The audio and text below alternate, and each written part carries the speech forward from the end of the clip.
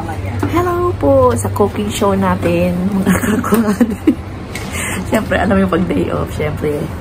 Yan na yung mga tayo na pwede tayo magluto ng kahit anong gusto natin. So, today's video, nakita nyo po yung intro natin. Meron tayong babski, isda, at saka siyempre, kailangan natin meron tayong gulay. So, maghuhumba po aking asawa at papiprito po ng bangus. At siyempre po, gisang ampalaya tayo for the healthy. Yala, tara mga ko, at gisahan na ang cooking show. So, itong humba natin, binabad na to sa pineapple. Kagabi, pineapple with soy sauce. So, ang gagawin niyan ngayon ay papakuluan na natin siya at saka titimplahan. Pero mahaba-haba pang proseso, pakukulaan muna natin yan. Kaya nag-chop na tayo ng sibuyas at saka bawang para sa humba. Kasi igigisa muna pala yan, then pakuluan, no? Ayan. Habang nagluluto kami sa kusina, ayan ang baby Casper waiting. Napakabait naman ang anak namin. Diyan lang ikaw ha, good boy ikaw. Dila-dila naman yan, bebe na yan, ang pogi na yan. I love you. Diyan lang ikaw ha. Huwag kukulit. Magluluto lang kami. Yan, ang aming mga ingredients, sabon, mantika, toyo, tsaka suka. Akala ko mantika to. Sawa ko pinagsama yung sabon sa mantika. Ito na! O, social pala kami, hindi pala doon. Olive oil pala daw. Ayan, nilagyan na po natin ng olive oil. Yun lang pala yung olive oil namin. Tinaktak na po ang olive oil. At ating lalagyan na po ito mga sinapchap niya. For the humba. At ito po pang all alaw natin sandok. Baka may gusto mag-sponsor. Hindi kami makabili. Hindi makabili. Iisa lang po ang pang-sponsor. Bito tayo sa IKEA. Galit na galit po. Tagal, isa-isa itong lagyan na ang sibuyas. Ang ating bawang. Halo. Lami. Siyempre ganun talaga yun. Di ba sabi nila pag magaling ka na magluto, tapos naamoy mo mabango yung sibuyas at saka yung mabango ang sibuyas. Bawang. Ay, mga Indiano, sarap. Diyan mo malalaman na masarap ang luto. Ito naman itong chinap-chap yung mga sibuyas at bawang at para naman ito sa ampalaya. Chef, diba? Export pa. So, tayo na maghalo dito habang nag-chop-chop sa doon. Shout out po sa aming kaldero na napakaganda. This is Tipal. Nasa ka? Tipal po yan. Kaya maganda. Non-sticky. Parang ko maghalo, diba? Assistant lang tayo. Brown ng ating ginisang sibuyas at bawang. So, ilalagay na natin ang binabad natin sa pineapple.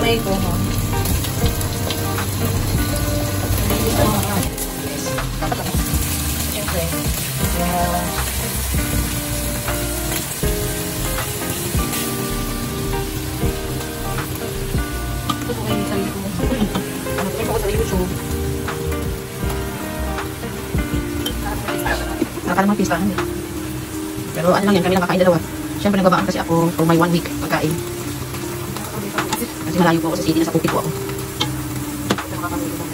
Saka bawal ng luto, ano yun, kapag nasa bawal po kayo magluto ng ganito, kaya iniinit-init ko lang. Itong sabang libre tatapon lang. Yun po ay mamaya ilalagay yan. Ayan na. Hinalo-halo na. Hinalo-halo. At pagkatapos siyang lutuin, ay tatakpan po natin.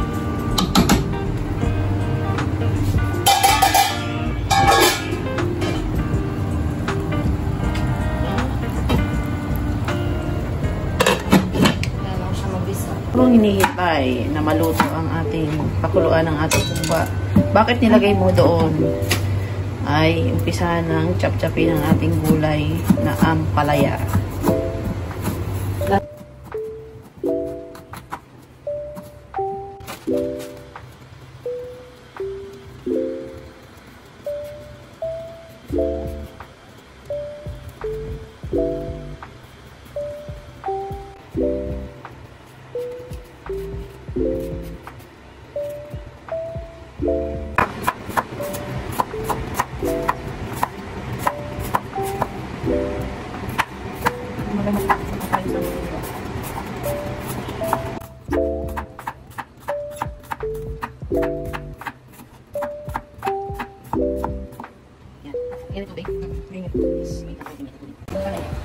Yan ang sikreto na para hindi po mapait ang palaya. Hindi talaga ako makain yan noon, pero ngayon, masarap pala siya.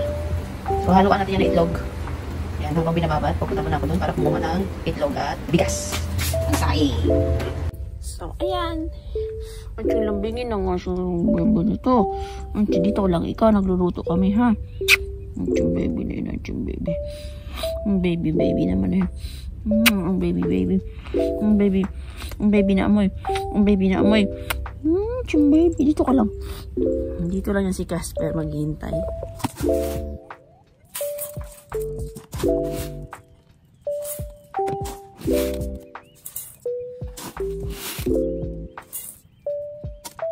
Para sa ating tampalaya. Tara, punta na tayo sa kusina. Yan yung pinagbabaran niya at yun lang ilalagay. Yan ay pineapple yan at saka toyo. May asukal. Yan. Isa ngayon. Isusunod na po natin ang ating ampalaya. Grabe ang lutuan namin. Kala mo piyesta. For this live na eh. Minsan lang yan sa isang linggo.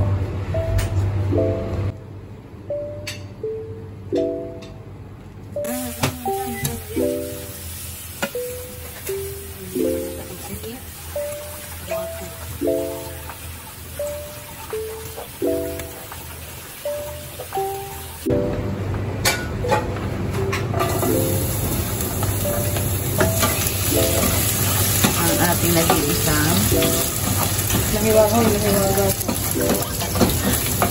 Panggalat. Yan ang aking magic sandok. Kaya masarap ang aking ulam dahil Nag-iisang panandok. ito, panlaga, pangbulalo, panggisa. All around. Parang OFW. All around. Siyempre, gusto yan. So next natin ilalagay na ang Check ang kumba. check mo ang kumba. And then ating sibuyas. Halo-halo. At ang kamatis ko din. Tumatasik, may tubig.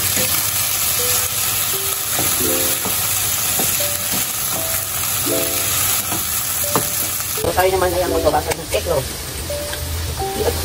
Ating itlog. Maliit kasi. Napakapit na itlog. Alak na yan.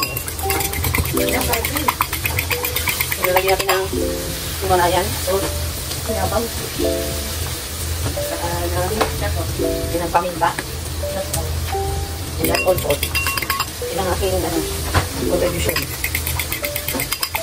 So, ayan. Ito na ang ating ricado. So, ilalagay na ang palaya. Dati ayoko niya, no? Yung favorite ko. Sarap yung pag may sa mga prito. Tapos, iba siya hahaluan para Huwag mo naman haluin, hayaan lang lang. hindi pumait. Parang hindi lang pumait. Ganyan pala ang secret. Pag-minuto ng palaya. Okay. So, alam nyo na. Yan, luto na. Pero huwag masyadong hinahalo. Yung slight halo lang daw. Natutunan ko lang din yan sa mga cook. Diba? Para hindi nga mag-alat. Magpait pala, sorry.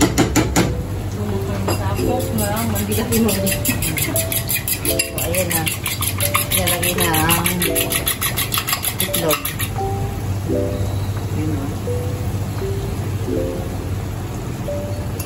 Ayun ba? Para naman itong tubig.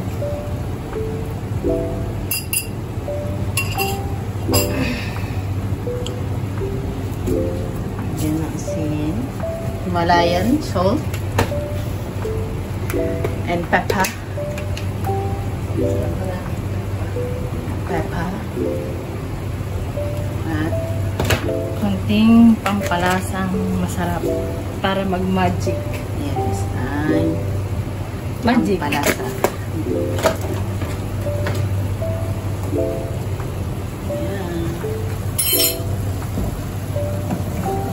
konti na lang at ay maluluto na siya.